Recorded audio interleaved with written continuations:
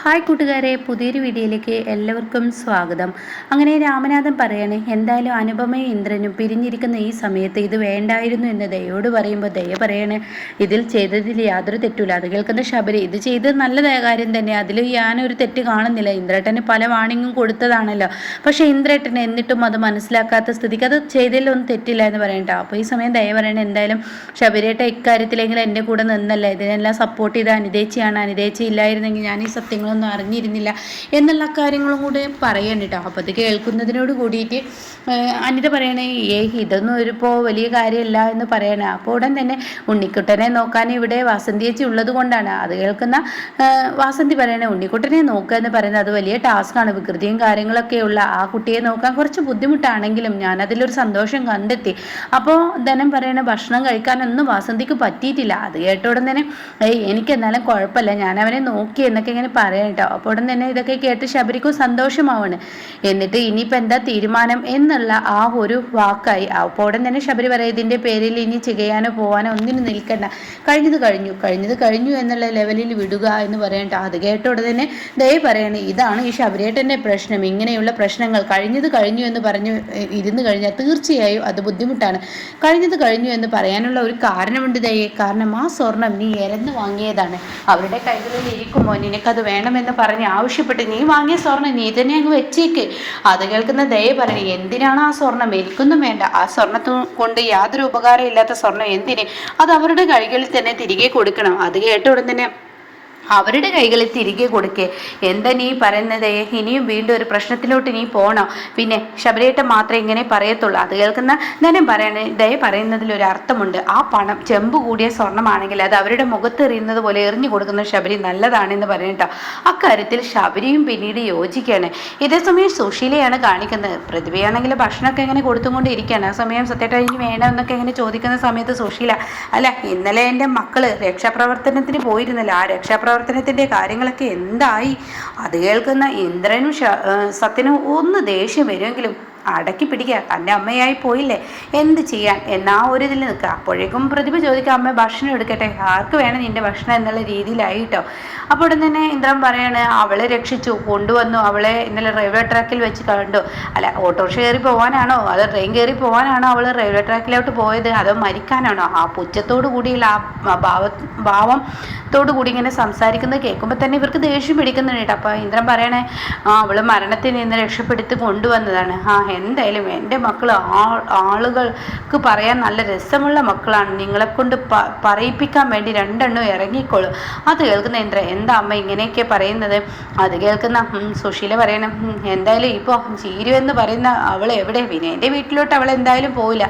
ആ വാതിരി വന്ന് കൊണ്ടുപോയോ എന്നൊക്കെ ഇങ്ങനെ ചോദിക്കുകയാണ് കേട്ടോ. അത് കേട്ട ഉടൻ തന്നെ ഇന്ദ്രൻ പറയണേ, അമ്മേ ഞങ്ങൾക്ക് ഈ ഒരു രക്ഷാപ്രവർത്തനത്തിന് ഇറങ്ങാൻ പറ്റിയത് എന്തുകൊണ്ടാണെന്ന് അമ്മ മനസ്സിലാക്കണം. കാരണം മാഷിന് അവിടെ നിന്ന് വരാൻ പറ്റില്ല, അച്ഛൻ അവിടെ നിന്ന് വരാൻ പറ്റാത്തത് കൊണ്ടാണ് ഞങ്ങൾ പോയത് എന്നൊക്കെ എന്നെ പറയണ്ട. അത് കേൾക്കുന്നതിനോട് കൂടിയിട്ട് സുശീലക്ക് ദേഷ്യം പിടിക്കുക. അച്ഛൻ എന്ന വാക്ക് പ്രയോഗിക്കുമ്പോൾ തന്നെ സുശീലക്ക് ദേഷ്യം വരുന്നുണ്ട് കേട്ടോ.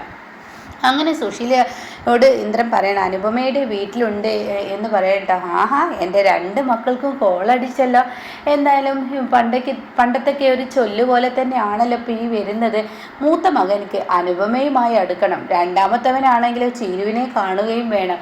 എന്നാൽ ചീരുവിനെ കാണാൻ പോയി കഴിഞ്ഞാൽ തീർച്ചയായും വിനയൻ എന്ന ഇതിൻ്റെ നിന്നും നിനക്ക് കണക്കിന് കിട്ടുമെന്ന് പറയുമ്പോൾ സത്യനിങ്ങനെ പ്രതിഭയെ നോക്കുന്നുണ്ട് കേട്ടോ. അപ്പോൾ ഈ സമയം അമ്മ കാര്യമില്ലാത്ത സംസാരം ഇവിടെ വേണ്ട, നിർത്തിയേക്കെന്ന് പറഞ്ഞ് ഇന്ദ്രൻ കൈ കഴുകണം കേട്ടോ. ആ സമയം സത്യം ചോദിക്കുക, അതൊക്കെ അവിടെ നിൽക്കട്ടെ അമ്മ എന്തിനപ്പോൾ ഇനി പ്രതിഭയും കൊണ്ട് ഡോക്ടറെ അടുത്തോട്ട് പോകണമെന്ന് പറയുന്നത്? ഇനി അടുത്ത മാസം ചെക്കപ്പിന് പോയാൽ പോരെ. അത് കേട്ടോടെ തന്നെ സുശീല പറയണേ, എടി നീ നിൻ്റെ ഭർത്താവിനോട് കാര്യങ്ങളൊന്നും പറഞ്ഞില്ലേ? ആഹോ, അപ്പോൾ അമ്മ പബ്ലിക്കായി പറയാൻ തന്നെ തീരുമാനിച്ചിരിക്കുകയാണല്ലേ, എൻ്റെ ഭാര്യയെ അബോർഷൻ ചെയ്യാനേ? ആഹാ, അപ്പം നീ പറഞ്ഞോ?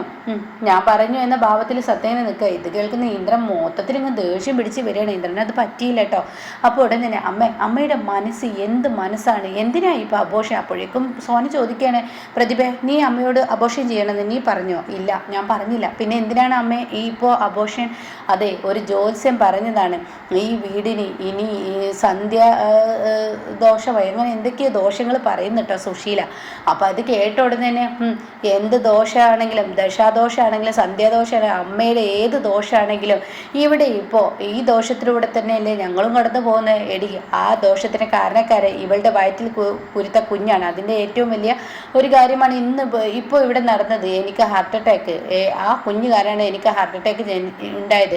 ആ കുഞ്ഞ് ജനിച്ച് വീണാൽ തന്നെ ചാവിള്ളയായിട്ടാണ് വീഴുക എന്നൊക്കെ ഇങ്ങനെ പറയാം. അത് കേൾക്കുന്ന പ്രതിഭയ്ക്ക് മൊത്തത്തിൽ ദേഷ്യം വന്നിട്ടോ. പ്രതിഭ പറയണേ, അതെ, നിങ്ങൾക്ക് ഹാർട്ട് അറ്റാക്ക് വന്നത് നിങ്ങളുടെ അഭിനയമായിരുന്നു, മഞ്ചാടിയെ കല്യാണത്തിൽ നിന്നും പിൻവലിക്കാനുള്ള ഒരു അഭിനയമായിരുന്നു എന്ന് പറയുമ്പോൾ ആകെ ഞെട്ടിപ്പോകേണ്ടിട്ടാ. ഇന്ദ്രൻ പോലും ഞെട്ടി നിൽക്കണം. ഇതേ സമയം സത്യനിങ്ങനെ പ്രതിഭയെ നോക്കണം. ഈ സമയം സുശീല ആര് പറഞ്ഞിടി എന്ന് പറഞ്ഞു തുള്ളിച്ചാടിയും കൊണ്ട് പ്രതിഭയുടെ അടുത്തോട്ട് വരണം. ആരടി നിന്നോട് പറഞ്ഞത് എനിക്ക് ഹാർട്ട് അറ്റാക്ക് അഭിനയമായിരുന്നു, 4-5 ദിവസം ജലപാനമില്ലാതെ അബോധാവസ്ഥയിൽ കിടക്കുന്ന എനിക്ക് ഹാർട്ട് അറ്റാക്ക്, എൻ്റെ മക്കൾക്ക് പോലും ഇല്ലാത്ത തോന്നൽ നിന്നിൽ എങ്ങനെ വന്നു, നിന്നോട് ആരടി പറഞ്ഞത്, ഇതൊക്കെ അറിഞ്ഞേ പറ്റുള്ളൂ, മര്യാദക്ക് പറയടി എന്ന് പറയുമ്പോൾ എൻ്റെ അച്ഛനാ പറഞ്ഞത് എന്ന് പ്രതിഭ പറയാനായിട്ടാ. ഇത് കേൾക്കുന്ന സുശീല ഒന്ന് പരുങ്ങുന്നു. സുധനോ, അവന് ഗത്യന്തരമില്ലാതെ അങ്ങോട്ടും ഇങ്ങോട്ടും അലഞ്ഞു നടക്കുന്ന അവനക്ക് കൈ പിടിച്ച് കൊടുത്തതാണ് എൻ്റെ തെറ്റ്. ആ കൈ പിടിച്ച് കൊടുത്തതിനാണ് അവൻ എന്നോട് ഈ സെക്ഷൻ. ആഹാ, എന്നാ ഇത് അങ്ങനെ വിട്ടാൽ ശരിയാവില്ല, ഞാൻ ഇതിന് കറക്റ്റായ തീരുമാനം എടുത്തു തന്നെ, എന്നിട്ട് എനിക്ക് ജലപാനമുള്ളൂ എന്ന് പറഞ്ഞ് സുശീല അവിടെ നിന്ന് ഇറങ്ങാനായിട്ട്. അപ്പോൾ സത്യം പറയണേ പ്രതിഭയെ, നീ ഈ പറഞ്ഞ വാക്ക് കുറച്ച് കൂടിപ്പോയി, അത് തെറ്റ് തന്നെയാണ്. നിനക്ക് ഇവിടെ സത്യം ഇല്ലാത്ത കാര്യം നീ എന്തിനാ പറഞ്ഞു, എൻ്റെ അച്ഛനോട് എന്തെങ്കിലും ഇല്ലാതെ പറയില്ല എന്ന് പറയണ്ട. അങ്ങനെ സുശീല അവിടെ നിന്ന് ഇറങ്ങുമ്പോൾ ഇതെല്ലാം മഞ്ചാടി കേട്ടിരിക്കുകയാണ്. അപ്പോൾ മഞ്ചാടി ആണെങ്കിലോ, എന്താ മഞ്ചാടി നീ ഇവിടെ വന്നിരിക്കുന്നത്? അത് കേട്ട ഉടനെ മഞ്ചാടി പറയണം, ആൻറ്റി പേടിക്കണ്ട, ആൻറ്റിക്ക് ഹാർട്ട് അറ്റാക്ക് അഭിനയമാണെന്ന് ഞാൻ ഇവരുടെ മുന്നിൽ എന്തായാലും വ്യക്തമാക്കില്ലെന്ന് പറയണം. അത് കേൾക്കുന്ന സുശീല മൊത്തത്തിൽ അങ്ങ് പരുങ്ങാണ് കേട്ടോ. എന്നിട്ട് സുശീല പറയണേ, എനിക്കിവിടെ കുടുംബ പ്രശ്നമുണ്ട്, അതിനിടയ്ക്ക് നീ എന്തിനാ അങ്ങോട്ടേക്ക് കയറി വരുന്നത് എൻ്റെ കുടുംബ പ്രശ്നത്തിൻ്റെ ഇടയിൽ? ആൻറ്റി എന്നോട് കുറച്ച് കാര്യങ്ങൾ വ്യക്തമാക്കണം. ആൻറ്റിയോട് ഞാൻ പറഞ്ഞിരുന്നില്ല എൻ്റെ ജീവനെക്കുറിച്ചുള്ള കാര്യങ്ങൾ അറിയാൻ. അത് കേട്ട ഉടനെ സുശീല പറയണേ, ജീവനെക്കുറിച്ചുള്ള കാര്യങ്ങൾ അറിയാൻ ഇനി ആ ദാസിൻ്റെ അടുത്തും ഗോകുലിൻ്റെ അടുത്തും പോകണം, അവരാണ് ഇതൊക്കെ ചെയ്തു വെച്ചത്, എന്നോട് അഭിനയിക്കാൻ പറഞ്ഞതൊക്കെ അവരാണ് എന്ന് പറയട്ടോ. ഇത് കേട്ടതിനോട് കൂടിയിട്ട് സുശീല യോട് ആൻറ്റി എന്നോട് പറയും, ഇപ്പം അതിന് പറ്റിയ ഒരു സമയമല്ല എനിക്കിവിടെ കുടുംബ പ്രശ്നമാണ്, എൻ്റെ കുടുംബ പ്രശ്നം ഇരിക്കുന്ന സമയത്ത് നിൻ്റെ പ്രശ്നത്തിൽ പരിഹരിക്കാൻ എനിക്ക് നേരമില്ലെന്ന് പറഞ്ഞ് സുശീല കയറി പോകാനിട്ട്. അപ്പോൾ മഞ്ചാടി ഇങ്ങനെ നിൽക്കുന്നുണ്ട്. അപ്പോഴേക്കും സോനയും സത്യനും ഇന്ദ്രനൊക്കെ ഇറങ്ങി വന്നു. അപ്പോൾ സോന പറയണം, മോളെ മഞ്ചാടി നീ കയറി വാന്നൊക്കെ ഇങ്ങനെ പറയുമ്പോൾ, ഇല്ല ഞാൻ കയറി വരുന്നില്ല, ഞാൻ സത്യാവസ്ഥ അറിയാൻ വേണ്ടി വന്നതാണ്. അത് കേട്ട ഉടനെ തന്നെ സത്യം പറയണേ, എൻ്റെ മഞ്ചാടി ഇനി ആ ആളുടെയും ഈ ആളുടെയും കാലിൽ പിടിക്കുന്നതും കാലിൽ ചെന്ന് വീഴുന്നതും ഒക്കെ ചെയ്യുന്നതിനേക്കാൾ നല്ലത് നീ പോലീസിലൊരു കേസ് അങ്ങ് കൊടുത്തേ, അതോടുകൂടി ഈ പ്രശ്നത്തിന് ഒരു പരിഹാരമാവും. അത് ഇന്ദ്രനെ നോക്കിക്കൊണ്ടാണ് കേട്ടോ പറയുന്നത്. ഇതിൽ കളിച്ചവരെയും കളിക്കാൻ ഇറങ്ങിയവരെയും പുറത്ത് കൊണ്ടുവരണമല്ലോ. അങ്ങനെ സത്യന് ഇത് പറയുമ്പോൾ ഇന്ദ്രനൊരു പരുങ്ങലുണ്ട്. അപ്പോൾ ഉടൻ തന്നെ ഇവിടെ മഞ്ചാടി പറയണേ, എനിക്ക് 2 ആളുകളെയും കാണാനുണ്ട്, ആ കണ്ടതിന് ശേഷമാണ് ഞാൻ എന്തായാലും ഇനിയിപ്പോൾ അടുത്ത നീക്കത്തിന് ഇറങ്ങുന്നുള്ളൂ. അത് കഴിഞ്ഞ് സത്യത്തെ പറഞ്ഞതുപോലെ പോലീസ് സ്റ്റേഷനിൽ പോകും എന്ന് പറയാൻ കേട്ടോ. പിന്നീടാണെങ്കിലോ സുശീല നേരെ പോകുന്നത് സുധൻ്റെ അടുത്തോട്ട്. അപ്പോൾ സുധനാണെങ്കിൽ വരുന്നത് തന്നെ വാലിന് തീ പിടിച്ചത് ആണല്ലോ. സുശീല എന്തോ പ്രശ്നമുണ്ടല്ലോ എന്ന് കരുതിയിട്ട്, എടോ തന്നോട് ആരാടോ പറഞ്ഞത് എനിക്ക് ഹാർട്ട് അറ്റാക്ക് അഭിനയമായിരുന്നെന്ന്, താൻ എന്തിനാടോ അങ്ങനെ പറഞ്ഞത്? അത് കേട്ട ഉടനെ, എന്താ സുശീലെ, എന്തെങ്കിലും പ്രശ്നമുണ്ടോ? തൻ്റെ മോൾ എന്നോട് അത് എൻ്റെ മുഖത്തടിച്ച് പറഞ്ഞിടോ. അത് സുശീലെ അവൾ പേടി കൊണ്ട് പറഞ്ഞതായിരിക്കും. നീ എന്തെങ്കിലും പ്രശ്നം, ഞാനാടോ പ്രശ്നക്കാരി, നീ അല്ലാടോ പ്രശ്നക്കാരി, നീ എന്തുകൊണ്ടാണ് അത് പറഞ്ഞത്? നിൻ്റെ അടുത്ത് എന്തെങ്കിലും തെളിവുണ്ടോ എനിക്ക് ഹാർട്ട് അറ്റാക്ക് അഭിനയമായിരുന്നു എന്ന്? അത് കേട്ട ഉടനെ സുധൻ പറയണേ, എൻ്റെ മകൾക്ക് നീനൊക്കെ ഹാർട്ട് അറ്റാക്ക് വന്നപ്പോൾ വല്ലാത്തൊരു സങ്കട വിഷമമൊക്കെ ഉണ്ടായിരുന്നു, അവളുടെ ആ വിഷമം മാറ്റാൻ വേണ്ടിയാണ് ഞാനങ്ങനെ ഒരു നുണ പറയുന്നത്. അത് അവളങ്ങ് വിശ്വസിച്ച് സുശീല നിന്നോട് പറഞ്ഞതായിരിക്കും. എടോ താൻ തൻ്റെ മകളുടെ വിഷമം മാറ്റാൻ ഇങ്ങനെയുള്ള കാര്യങ്ങൾ പറയാൻ നിൽക്കണം. എടോ താൻ എന്താടോ വിചാരിക്കുന്നത് സുശീല, ഇതൊരു റോഡാണ്, ഇങ്ങനെയൊന്നും പറയാതെ. അത് കേട്ട ഉടനെ പിന്നെ നീ കാണിച്ചതെന്താ എന്ന് പറയുമ്പോൾ സുശീല ഇത് പ്രശ്നമാക്കില്ല, അവളുടെ അറിവുകോട് കൊണ്ട് അവൾ അങ്ങനെയൊക്കെ പറഞ്ഞത്. സുശീല ഇനി ഇത് വിട്ടേക്ക് എന്നൊക്കെ പറയുമ്പോൾ, എൻ്റെ മകളോട് അടങ്ങി ഒതുങ്ങി നിൽക്കാൻ പറയും, എന്തായാലും നിൻ്റെ മകൾ ചെയ്ത പ്രവർത്തിക്ക് ഇനി നിൻ്റെ മകൾ എൻ്റെ വീട്ടിൽ പാടില്ല, ഇപ്പം തന്നെ കൊണ്ടുപോകണം. സുശീല ഇങ്ങനെയൊന്നും പറയാതെ, പിന്നെ ഞാൻ എങ്ങനെ പറയണോടോ എന്നൊക്കെ ചോദിക്കുന്നുണ്ട് കേട്ടോ. ഇതേ സമയം മഞ്ചാടി ദാസിൻ്റെ അരികിലോട്ട് എത്തിയിരിക്കുകയാണ്. അങ്ങനെ ദാസിനോട് കാര്യങ്ങളൊക്കെ മഞ്ചാടി ചോദിക്കണം. അപ്പോൾ ദാസ് പറയാണ്, വാ എന്തായാലും ചായ കുടിക്കേ, എനിക്ക് ചായ ഒന്നും വേണ്ട, ഒരു ചായ കുടിച്ചെന്ന് കരുതി എനിക്കൊന്നും വരില്ല മഞ്ചാടി, നീ വാ എന്ന് പറഞ്ഞ് വിളിച്ചു കൊണ്ടുപോകാൻ കേട്ടോ. എന്നിട്ട് മഞ്ചാടിയോട് പറയാണ്, എന്തായാലും മഞ്ചാടി കാര്യങ്ങളൊക്കെ ഇങ്ങനെ ആണ് വന്നത്, അത് ശരി തന്നെ, ഞാനും ഇതിൽ ചെറിയൊരു പങ്കാളിയാണ്, ഗോകുലും ഞാനൊക്കെ ഇതിലുണ്ട്. സത്യത്തിൽ ജീവരാജിനെ കാണാതായത് ഇങ്ങനെയൊന്നല്ലല്ലോ, ജീവരാജ് തോണി മറിഞ്ഞ് അങ്ങനെയല്ലേ കാണാതായത്. ജീവരാജിൻ്റെ കല്യാണം നിൻ്റെ കല്യാണം, ജീവരാജ് നിന്നെ കല്യാണം കഴിക്കുന്നത് ഞങ്ങൾക്ക് ഇഷ്ടമല്ല, അതിനുള്ള വെട്ടി തുറന്ന് ഞാൻ എപ്പോഴും പറയാൻ തയ്യാറാണ്. അത് മുടക്കാനാണ് സുശീലയോട് ഹാർട്ട് അറ്റാക്ക് അഭിനയിക്കാൻ പറഞ്ഞത്. അത് സുശീല പറഞ്ഞത് നേര് തന്നെ, അതുവരെ എനിക്ക് റോളുള്ളൂ, പിന്നെ എനിക്ക് റോളില്ല. അപ്പോൾ ഇത് കേട്ട ഉടൻ തന്നെ മഞ്ചേരി ചോദിക്കുക ഇത് പോലീസ് സ്റ്റേഷനിൽ വന്ന് പറയാൻ തയ്യാറാണോ? തീർച്ചയായും ഞാൻ പറയാമെന്ന് പറയാം കേട്ടോ. ഇതേ സമയം ദാസ് പറയണം അതൊക്കെ അവിടെ നിൽക്കട്ടെ, അതിനു മുന്നേ നിൻ്റെ അച്ഛൻ ഇങ്ങോട്ടേക്ക് വരുന്നുണ്ട്. എന്തിനാ അച്ഛൻ വരുന്നത്? അത് ചില പ്രശ്നങ്ങൾ ഇപ്പോൾ കുത്തിപ്പൊങ്ങിയിട്ടുണ്ട്.